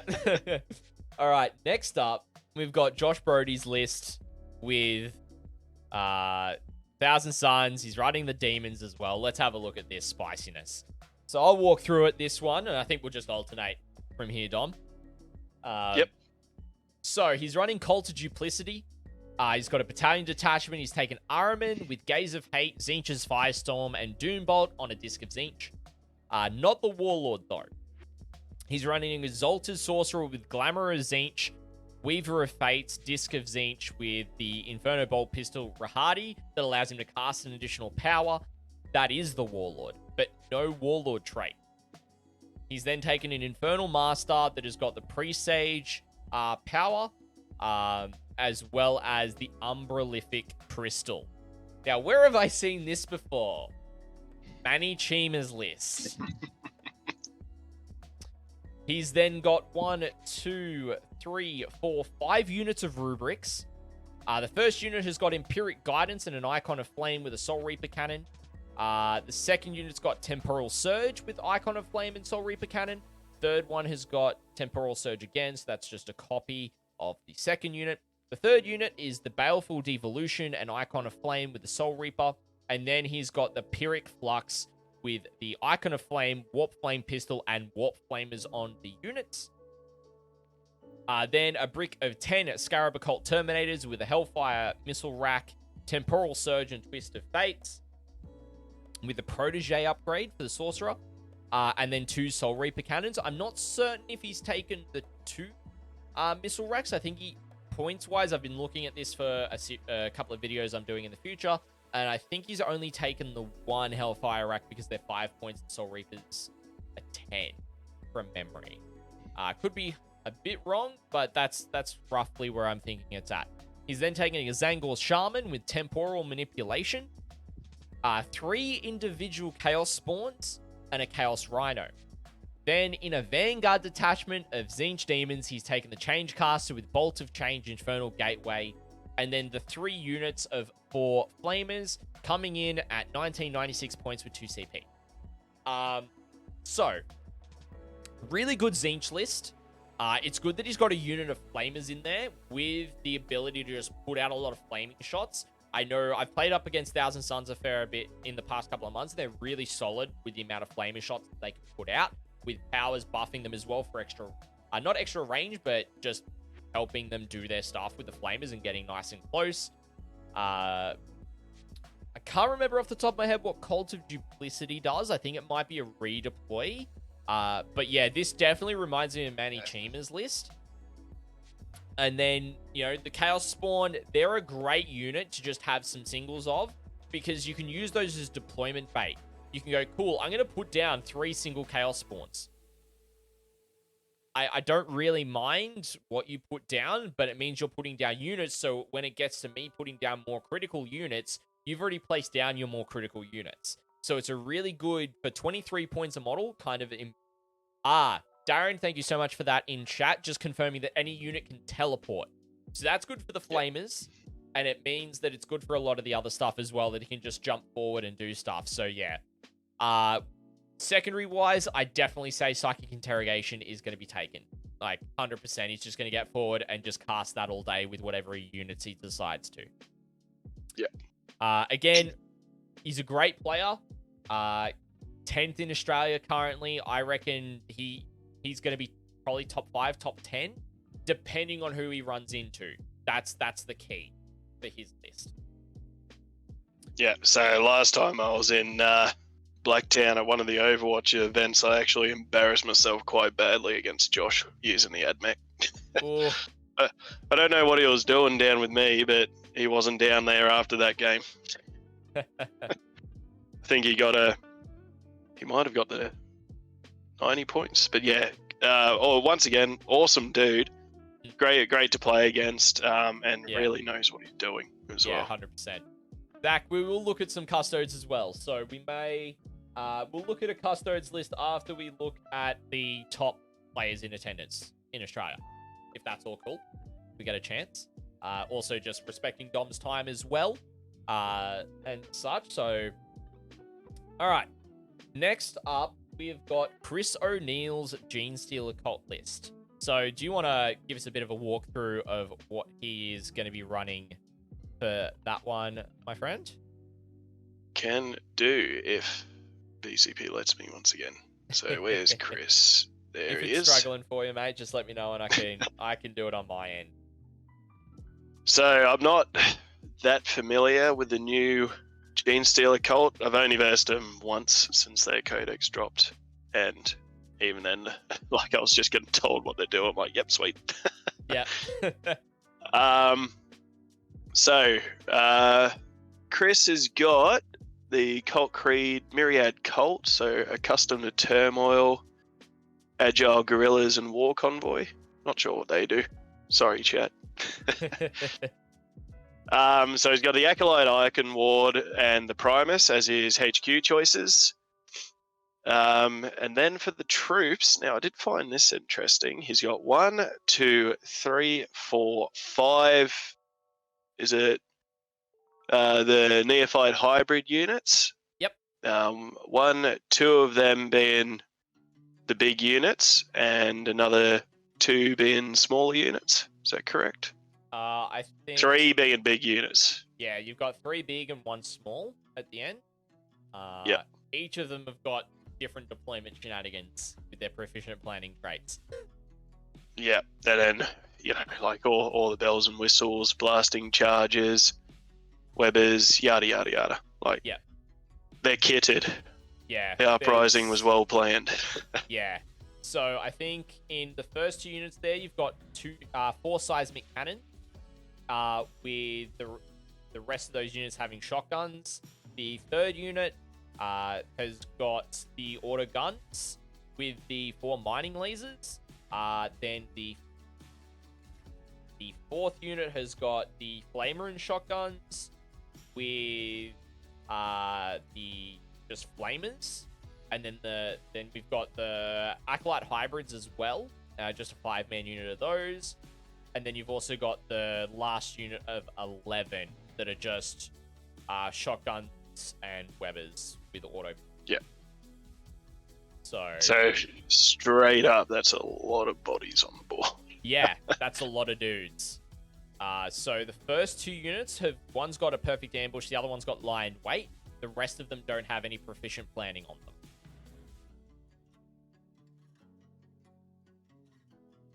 That is a lot of guys. Yeah, that's like 80-ish models, 90-ish models. Yeah. So yeah. I'll also add that the Icon Ward from memory allows you to bring back a number of neophyte hybrids per turn. Sweet. I can't remember if it's per turn or once per game, but it does allow a regen at some point in some form. This is probably half of Chris's power. Just no one knows anything about nothing. Yeah, yeah, that's the thing. Like, Gene Stealer Cold is like, it's one of those armies you don't see often. Zach Bound in chat just confirmed it's per turn, so they get to bring back a number of neophyte hybrids per turn. D6 Lovely. neophytes. Zach, thank you so much for that, my friend. And then moving on to elites. So Kellamorph, the gunslinger. Kellamorph's a gunslinger, isn't he? Yep. It's the 3 pistol dude. So it's the same thing as Lily's assassin as well. It's just you give it a little bit of space, you're gonna pay for it. Yeah. 100%. Nexus, and then the 8 pure Australian Gene Stealers. That's really cool. So, interesting note that in the new codex, they went from being a unit of 20 to a unit of 10. So, taking a unit of 8 they came from below proficient planning, so that's probably a deep strike proficient planning for them. But a unit of 8, that's what the box sets come in. Like, they only come in 8 in a box. So, it could be that that's all maybe he had access to, or he's purchased, but, you know, still a really threatening unit. Oh, yeah. Yep. And then we got the Sanctus, which is the sniper as well. And then here's the beef. So we got 3 Atalian Jackal units. Are they all 9-man? 7, 8? They are all 10 man. 10-man. So 30 Jackals coming down range. Yep. Ugh. So the first unit has got 2 mining lasers. Second unit's got 2 grenade launchers and 2 incinerators. And then the third unit's got 2 grenade launchers and 2 incinerators. So, with the wolf quads having the heavier weapon as well. So that's heavy duty. Oh, and 30 bikes on top of the, what was it, 60, 70 odd infantry before. 90. It's just outrageous. Yeah. So you're able to max, prisoners against this list if you are able to kill stuff. But and Zach's just said in chat, Icon Ward allows D3 models returns per turn, so good amount of bikes back over the game. Yeah. And going second would suck against this because there's another Zach in chat did say as well. So yeah, 100%. Like, this is a solid list. This will catch people just because Gene Stealer Cult are just so rare, and they'll just do their thing, and you'll just have to be like what you've had to do, Dom, and just go, yeah, do your thing. I tried to learn, but it was all in one ear and out the other, honestly, and there was beers after that game, so the data retention wasn't great. But I just want to mention, Scotty, the 3 lists that were just done, you'll notice that they've all got ways of reaching out and touching you as well. Like, yes, nowhere is safe on the board. No. So you got the 30 bikes coming in, and Gene Stealer Cult deployment, yada yada. Yep. You got Chris with his Scions and his Kazakin with the Barbicans key, and then you got the 1,000 Suns Cult of Duplicity with the Flamers. Like, these 3 lists can reach out and touch you whenever they want. Yeah, 100%. 100%.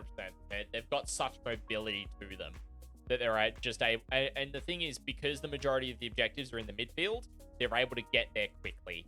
And by getting there quickly and holding them, it's going to stop your opponent from doing it scoring wise. So I think the game definitely, it requires a lot more mobility than it used to. And that's something that I've noted from very early on in 9th. I thought mobility is king, because you've got to get out of your deployment zone. You've got to get onto those objectives. So it's good to see that that's actually fully coming through the meta now in terms of just mobility. Even in Josh's list with his sisters, he had a lot of Zephyr. They're fast. Oh, they can yeah. deep strike in. So a lot of ability there. Next up, we're going to look at Richard Hill's Votan list. I know there's a couple of people in chat keen to hear what the Votan we're bringing. So, what is Richard running? So we're having a look here. It's up on screen as well for those of you watching us live. We've got a patrol detachment. He is running Ymir Conglomerate. Invon saves for days. Who'd have thought? Wait. So he's running the Brockia Forge Master with the Master Armorer upgrade as the Warlord. And I believe he's also got the Warlord trait that might be the Master Armorer, is what it's called. The Forge Master is the character upgrade, I believe. Then he's running a Carl with a long list, Mass Gauntlet, Legend of the League stratagem. I dare say that is a Warlord trait. And then the Relic, he's also got a Teleport Crest with the Hearth Fist and Vulcanite Disintegrator. So the Hearth Fist is probably the Relic, and the long list is probably the Warlord trait. He's got 2 units of 10 Hearthkin Warriors with the Bolters and Concussion Grenades. All with Void Armor turning... Yes. So Void Armor on the army, all turning off rerolls, and -1 AP to all incoming damage, plus anything that's got a 2-up save has a 4-up invo. Anything that's got 3-up or worse armor save, it's got a 5-up invulnerable save. Oh, yeah. The stunties do be beefy. Yes, they do. Then in elites, he's got a unit of 10 Sithonian Berserks with the Concussion Mauls. He's then got 2 units of 2 Sagittars. One in each unit, one has got the Missile Launcher and one has got the Martyr Autocannon. And then he's got 2 Hecaton Lang Fortresses. One has got the Heavy Magna Rail Cannon, the Panspectral Scanner with the 2 Bolt Cannons and 4 Bolt Cannons. 2 times 2 Bolt Cannons, I should say, for 4 Bolt Cannons total. He hasn't swapped them out for the Beamers. Then the second one has got the Panspectral Scanner and the Heavy Conversion Beamer. So 1 Magna Rail and 1 Beamer. Really interesting there, especially considering the beam rule changes, where now if you shoot across your own unit, you actually wound your own stuff as well. Okay. He hasn't full sent it, but he's then also taken an auxiliary support detachment. So paying 2 CP for a single unit, which is a unit of 3 Hearthkin Pioneers. One's got the Comms Array and one has got the Roll Bar Searchlight. And that is coming at 2,000 points for 1 CP. So really, it's 2 Land Fortresses, 4 Sagittars, 3 Bikes. And I dare say what he's going to do, he's going to put each unit of Hearthkin Warriors into the Sagittars, split them off forcefully, because you can't actually split them off in units of 5 outside of using them in the Sagittars. Put probably the Sithonian... or even put the Sithonian Berserks in between them as well. Split one of the Hearthkin, split one of the Sithonian Berserks, and then send them down and just get up in your opponent's face real quick and just do stuff. This is a really solid list. Everything's going to have an in-bond save. So anything that's like higher than -3 or 4, even after the -1, isn't going to be doing too much damage. You really need to focus a lot of fire through getting things. I think this has got enough durability to survive against certain lists. Like, I think, again, Richard's going to do really well because Votan are one of the lists. They're on a 56% win rate. They're over that 55% threshold. So I think they're really good and they're going to do quite well at the tournament. Yep. And kudos for using the Sagittars as well. Well, that's my favorite model in that line. Really like it. Yeah, like the Sagittars are something that I see a lot of people tend to go towards as well. I think I've seen people talk about no Land Fortress at all, but going 8 Sagittars and just rushing forward with stuff. Again, using their speed and mobility to get the dwarfs where they need to be because they are so slow. With, a 5-inch movement, 3-inch advance, means you're only moving 8 inches a turn. So, really need to get where you're going pretty quickly. Alrighty, so next up, we've got Rowan Kennan's list. ACT represent. There's a few ACT guys. And Dom, do you want to run through his list? Oh, the bad touch bugs. Yes, sir. So, where's Rowan? There he is. So, Rowan, he is running. So, High Fleet Behemoth, and he's picked the Naturalized Camouflage for his lurk. So, I can't remember what Naturalized Camouflage was. I could actually pull that up from memory. Give me one second, because out of one of the only... Oh, I've just frozen the cameras. My apologies, chat. Let me just change windows there for a second. And, all right. So, in terms of... not on here, is it on? All right. Give me 1 second. I'll pull it up. You just walk through the list. We'll keep going. You guys go for it. So he's got 3 Tyrant Guard with the Rending Claws, Scything Talons. He's got 3 Zoanthropes with the Neuroparasite Psychic Power as well. And that's in no Force Orc chart. So moving on to HQ, he's got his Hive Tyrant. It's got a heavy Venom Cannon. They hit so hard now. He's got a Lash Whip Bone Sword, Psychic Power Catalyst. So Catalyst is the 5-up Feel No Pain. Yep. I think I remember. And I think Paroxysm is the Stopping Overwatch, I believe. Then he's got the Behemoth Power, the Unstoppable Onslaught, and he's used a Warlord trait to pick up Direct Guidance. Yeah, nice. On it. Let me just double that as well. So we've just had Marcus in chat just say it's +1 to save when in cover, in addition to regular cover for the lurk, as well as Paroxysm is also -1 to hit. Well. -1 to hit. Still really good. Then he's got the Neurothrope. So he's got the Synaptic Tendrils on this one. He's also got Catalyst on Neurothrope, so he's doubling up to make sure he still gets it. And he's got Onslaught on it, so advanced charge, advance, shoot, assault weapons normally, yada yada. So, and then moving on to troops, so he's got 15 Hormagaunts. Now, the local guy, Keith, actually has been running the Hormagaunts, and they're a versatile unit. They're one of those ones that if you're a guard or an admech player like me. Oh, so Keith just said in addition to no Overwatch as well. There you go. Yeah, nice. So when you're an admech player or a guard player and your dudes are really, really squishy, the Hormagaunts you've actually got to sink the firepower into to get rid of. Yeah. And they're super fast. They will clear the board in the blink of an eye. Yeah, 100%. So moving on to Elite, so he's got the 3 Venom Thropes for that bonuses to negative to hit, I believe it still is. Yep.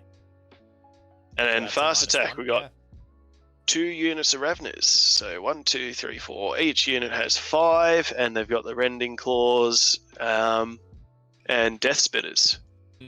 So they're really good deep strike. Shooting and close combat. Yep. Really, really handy unit, that one. Well, both of them. And moving on, so we got a 3 Boiviers as well. Yep. So launching Spore Mines at you, putting Spore Mines on the table. Is that a stratagem now, or is that just part of the weapon profile? That's part, I believe it's an action for the Biovores themselves to fire Spore Mine. the good thing is they're really good at doing like movement blocking because they do cause mortal wounds. You can't score any points off them. They can't score you any points. So really, they're movement blockers, or they're trying to get mortal wounds done on units. Yeah. And moving on to the second patrol, we've got the Winged Hive Tyrant. So he's got Lash Whip and Bone Sword. He's got Psychic Scream and the Horror, and also the Unstoppable Onslaught. And he's got the Reaper of Obliterax. So, yep. Try to avoid combat with this fish.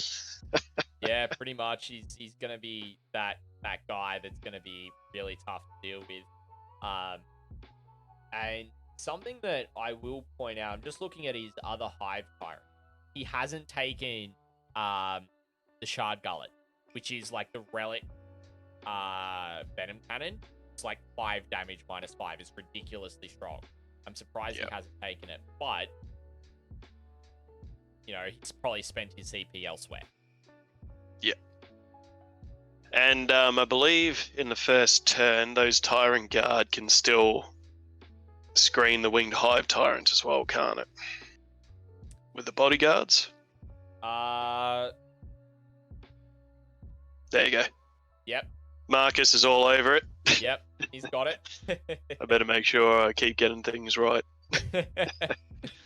And then he's got, for the troops for this patrol, he's got 1, 2, 3, 4, 5 warriors. Warriors are still good, still really solid. He's got the Death Spitters with him and Venom Cannon as well with the dual bone swords. So handy in combat, handy in shooting, pumping out those shots. And then he's got the Death Leaper. And the Death Leaper has Alien Cunning Warlord trait. Yeah, so that means it counts as 5 models and is objective secured. Yep, and you can't target the Lictors unless they're the closest enemy unit. Yep, and the Death Leaper frustrating to hell. So, it's... Look, Rowan knows what he's doing. Oh, 100%. He's been playing Tyranids for as long as I've known him. I nearly fell over when he said he's started a Chaos Knight army, I think. He just loves his bugs, and now is his time to shine. So 100%. So he's definitely he is one of the terrors of ACT at the moment. With his NIDs, he's been playing them in the local league, in the 2,000 point league. He's been playing them at the local tournaments, and just really trying to refine his build. And I'm pretty certain he might be going over to Uprising as well. So this is going to be a really good test for him to really go, is this build what I take for Uprising, or do I take something different? I think it's going to be really important for him.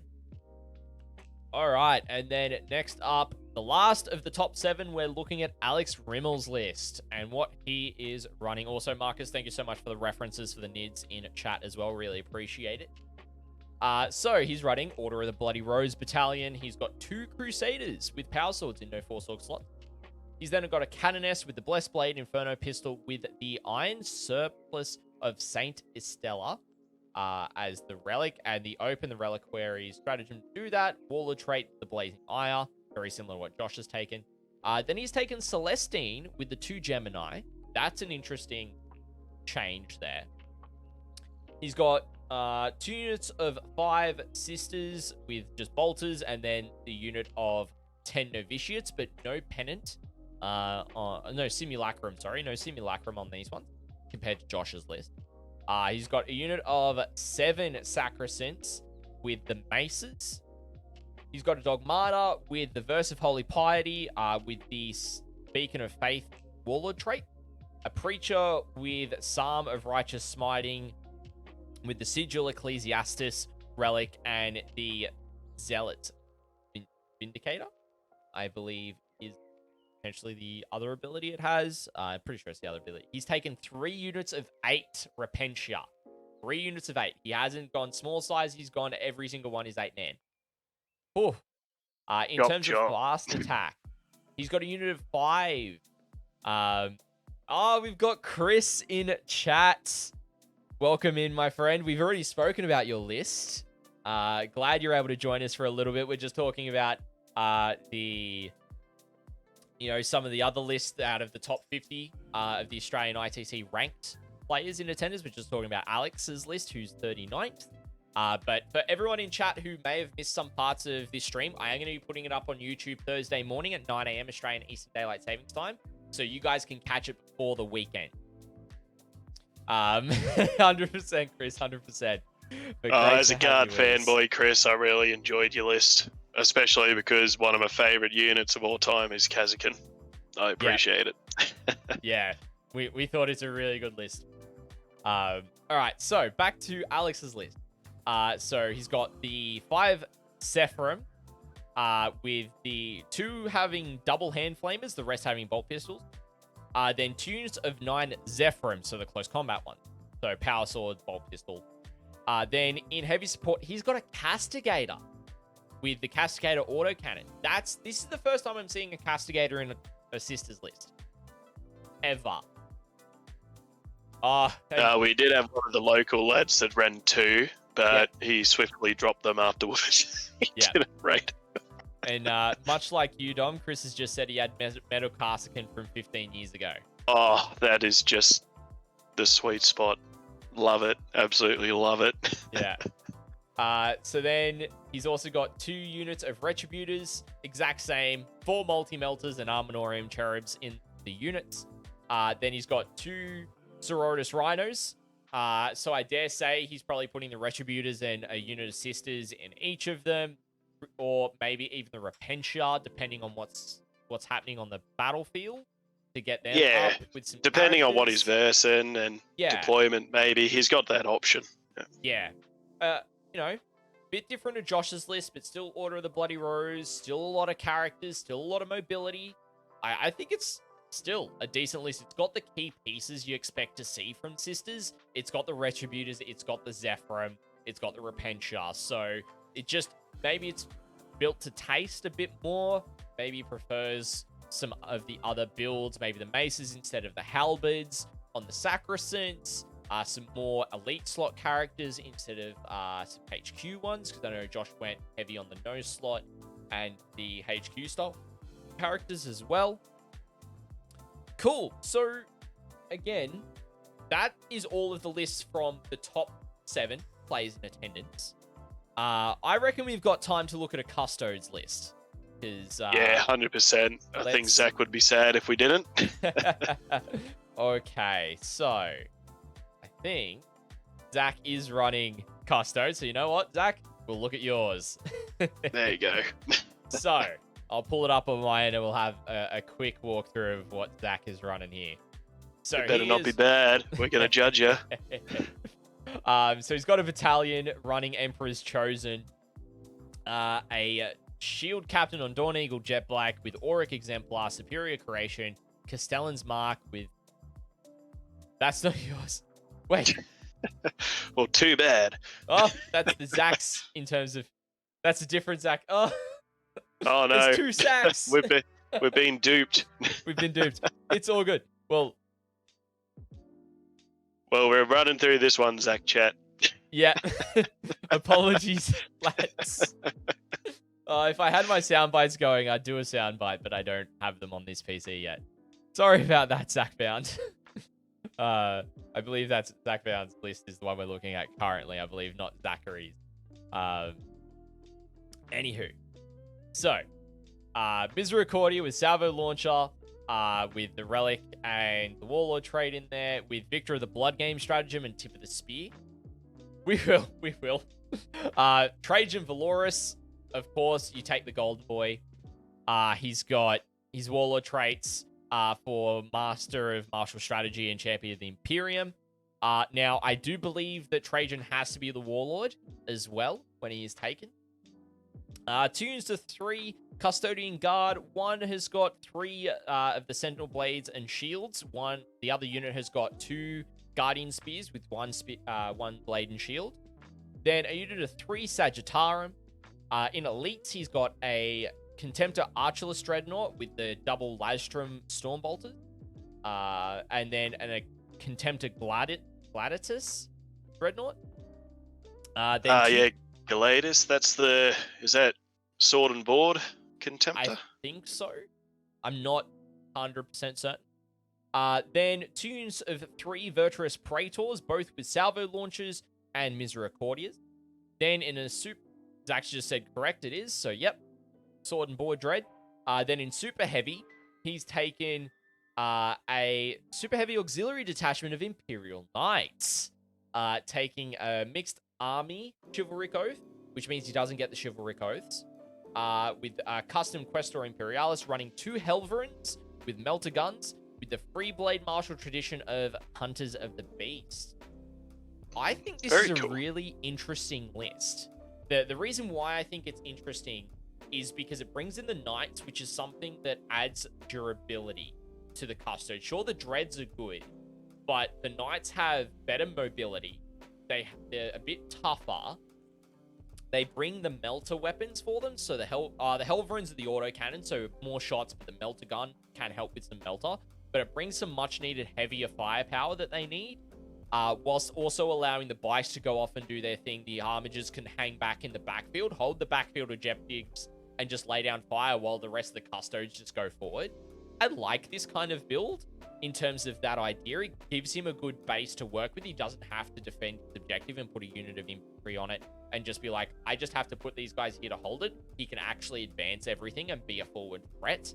The bikes are good. He's got the Shield Captain on Dawn Eagle Jet Bike. One of the local guys to Canberra, Tim, he plays Custodes, and he's been running bikes pretty well recently. I think he's been running 3 units of 3, or maybe 2 units of 4, and just testing them out and playing them. But he plays it really well, and he's a really good player, so bikes are still really good for them.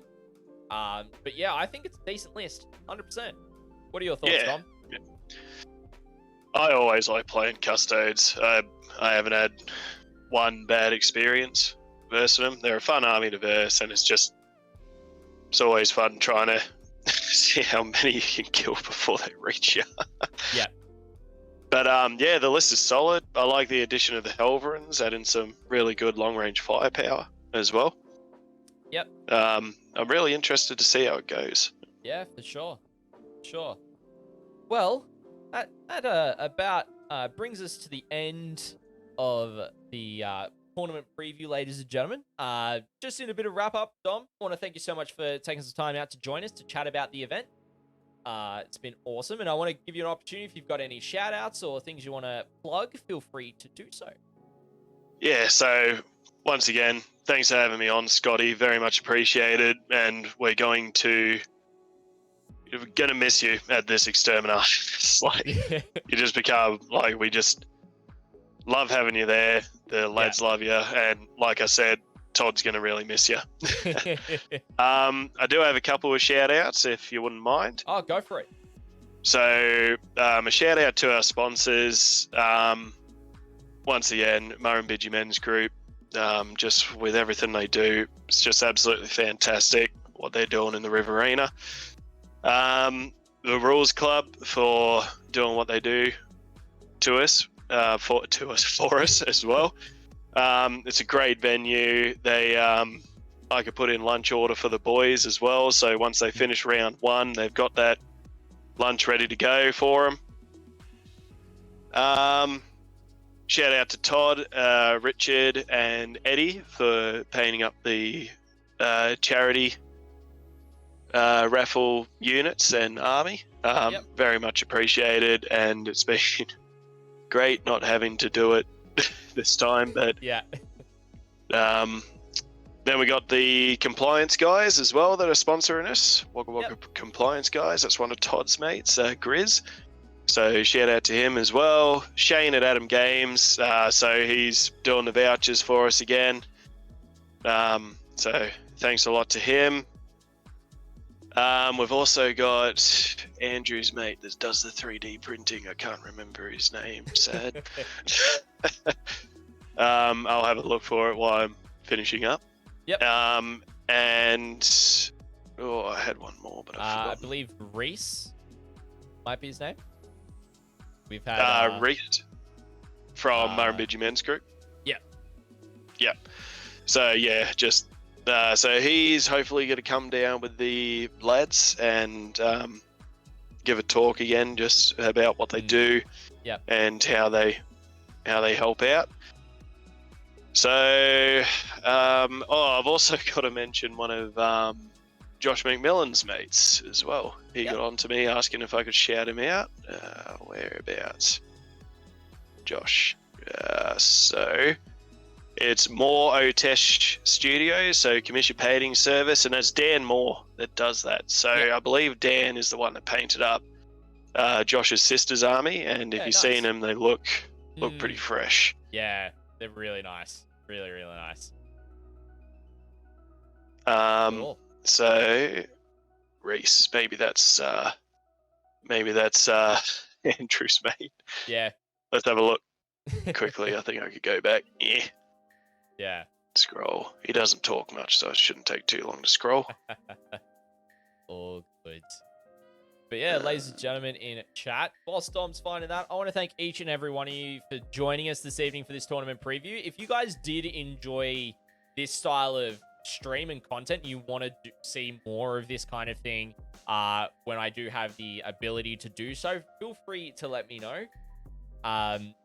Naileth just said in chat, Capital 3D Printing is Reese. Yep, I just found it then. So Capital 3D Printing, he did the wound tokens that are going to be the handouts for us as well.